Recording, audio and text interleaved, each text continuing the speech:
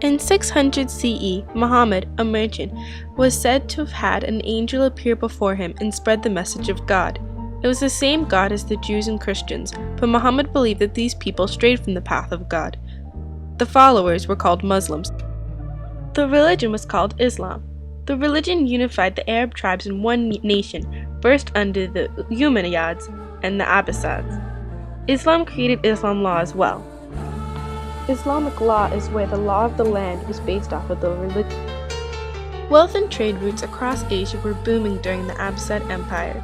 Trades flourished and texts from the Hellenistic period in India were sent to Baghdad, the new capital of the Islamic world, in 750. The House of Wisdom in Baghdad was the intellectual center as Muslim scholars made breakthroughs in medicine, science, philosophy, and mathematics.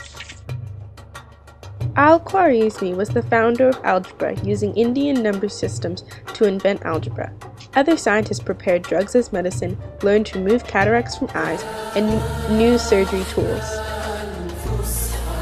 Al-Biruni was also important. He is regarded as one of the greatest scholars of medieval Islam and made extremely important contributions to earth science and geography. Math was spread throughout the Islamic world, but Muslim Spain helped spread the mathematical ideas and other advances in Islam to Europe. Islam also helped spread paper from China to Europe. The Hebrew language was rediscovered by the Jews to fill Muslim libraries, and Christian scholars would work side by side with Muslim scholars.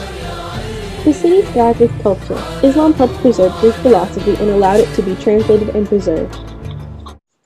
Ziryab, with the nickname of Blackbird, was a musician from Baghdad and was relocated into Spain. He opened the first music school in Europe, in Córdoba in the 1800s. Music was usually sung. Most Muslims believed in only singing with no instruments. Others play with drums, gongs, or bowed or picked instruments like the rebab or oud. The Mongols from the steppe of Central Asia brought the downfall of the Muslim Empire. The Mongols burned Baghdad to the ground and conquered much of the Middle East during the 1200s. The ideas and achievements of the Abbasid Empire lived on, but the Islamic power declined. Islam was fractured, not only by the Mongol invasion, but the split between the Muslims. The Sunni and the Shiite split, to be exact. The Sunni and the Shiite split after Muhammad died. The Shiites believed Muhammad passed his success to Ali, Muhammad's cousin and son-in-law. Ali was murdered, and Muawiyah was replaced as caliphate. Those who followed Muawiyah were called Sunnis, while those loyal to Ali were Shias.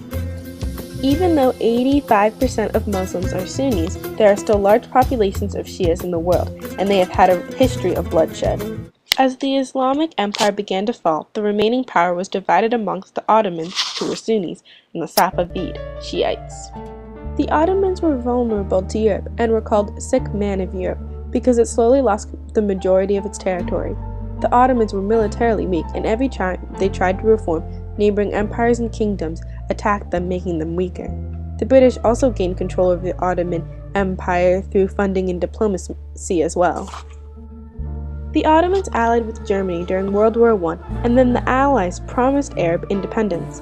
Instead, they overtook the Ottomans and divided the area between the Allies, leaving little for the Turks. The achievements of the Abbasid Empire are often overlooked and are little known.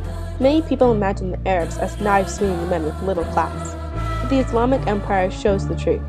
Great inventions were made and trade flourished under the Islamic Empire.